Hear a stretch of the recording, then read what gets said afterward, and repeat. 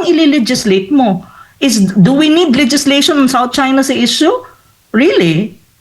I think the South China Sea issue is more of diplomacy. Hindi trabaho ng Kongreso ang mag-adjudicate or mag-usap-usap tungkol sa isang napaka-sensitive na regional issue. Trabaho yan ng mga diplomat. I think they're banking on the fact na kapag pinag-usapan ito, magkakaroon ng tinatawag mong tataas probably ang trust rating ni Romualdez, tataas ang trust rating ni Tarela, at tataas ang trust rating ni Presidente. I don't think so. Because to be honest, ang mga Pilipino right now para sa kanila parang again, South China Sea again. Ganun na ang reaction nila. Diversionary tactic para ang pag-iisip at atensyon ng mga Pilipino ay imbis na dun sa domestic na mga nangyayari sa Pilipinas, sinishift nila to South China Sea issue, which is an external and a regional issue.